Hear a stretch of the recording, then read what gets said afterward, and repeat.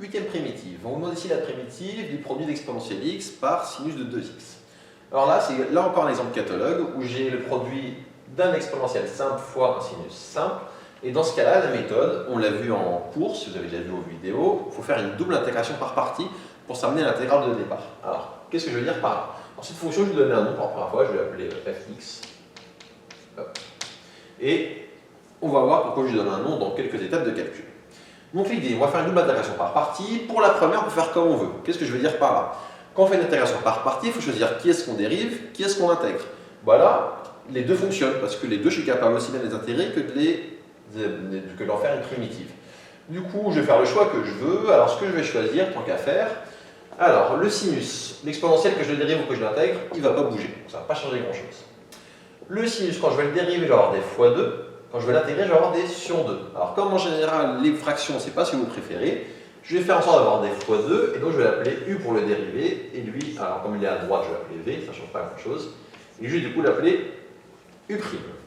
Et maintenant, l'idée, c'est de faire du coup mon intégration par partie. C'est parti.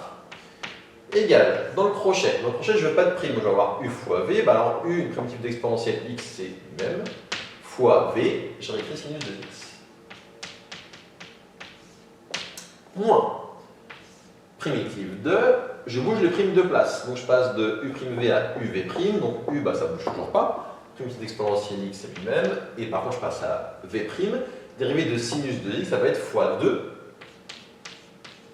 cosinus de x dx. Et voilà pour cette première étape. Je retire le crochet qui est là. Exponentielle x fois sinus de x. Pourquoi je peux le retirer directement? Parce que c'est un calcul de primitive et pas d'intégrale, donc il n'y a pas de borne. Et je regarde ce que j'ai là. Là, j'ai un nouveau polynôme fois, cette fois-ci un pas, c'est pas un signe. Donc, on pourrait se dire, je tourne en rond. Mais vous allez voir qu'en refaisant une IPP, une intégration par partie, on va se sortir. Et là, par contre, j'ai un choix. Enfin, j'ai pas le choix. La première, je peux faire décider comme je voulais, qui je dérive, qui j'intègre. Là, je n'ai pas le choix, il faut que je fasse exactement comme à la première. Il faut que je garde les mêmes rôles. Mon exponentiel, comme je l'intégrais, là, je vais à nouveau l'intégrer, donc je vais à nouveau l'appeler u'. Et mon polynôme trigonométrique, qui soit un sin ou un cos, comme là, je le dérivais, comme je dérivais mon sin, là, je vais dériver mon cos qui joue le même rôle. Je mets les grandes parenthèses pour bien avoir le moins ici en facteur, et je regarde ce que je trouve.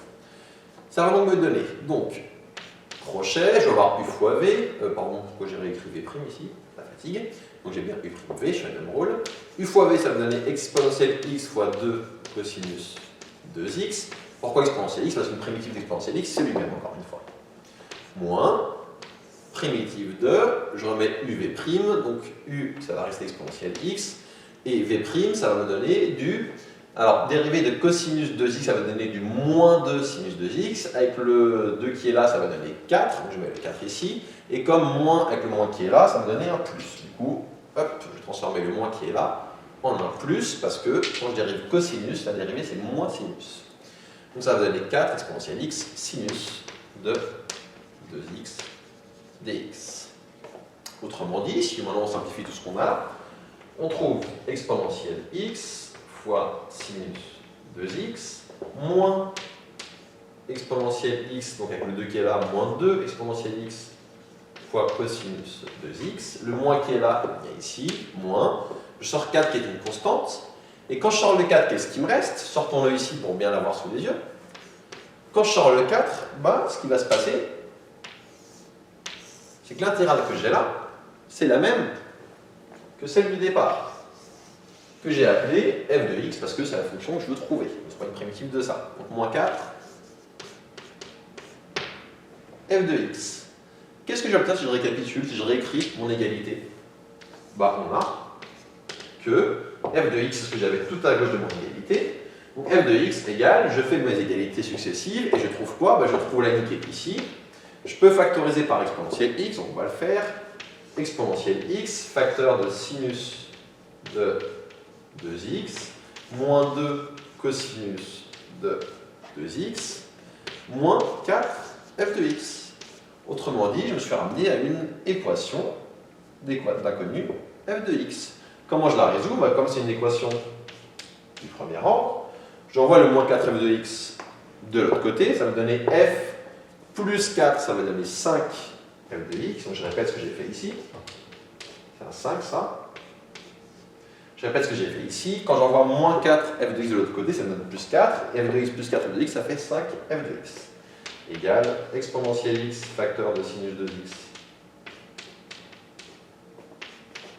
moins 2 cosinus de x. Et enfin, qu'est-ce qu'il me reste à faire? Pour trouver f de x que je cherchais au départ, je divise par 5. Et je trouve au final que une primitive de la fonction qui est là, que je cherchais, elle vaut exponentielle x divisé par 5, le 5 qui est ici, facteur de sinus de x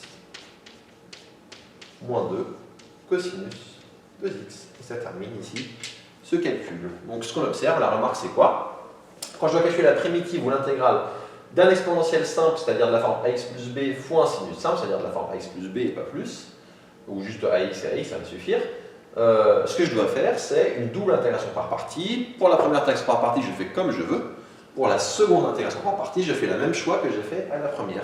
En faisant ça, je vais retomber sur l'intégrale ou la primitive de départ. Ça me donne une équation que je résous. Et une fois que j'ai résolu cette équation, c'est fini. Donc c'est pas très compliqué, c'est juste un pli à prendre. Une fois que vous aurez fait ça 2-3 fois, vous verrez que ça se fait bien. C'est un peu long parce que, bon, il y a quelques lignes de calcul, mais il n'y a vraiment aucune chose compliquée là-dedans, une fois que vous avez bien retenu la méthode et compris comment ça fonctionne.